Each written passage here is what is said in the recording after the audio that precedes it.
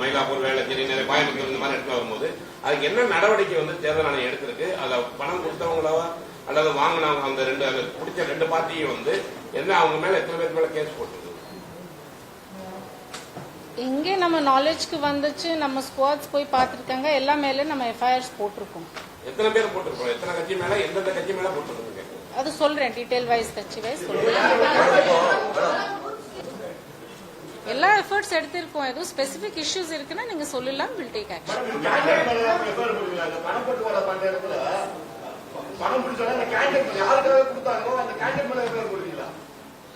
As per லா action எடுத்துருவோம்.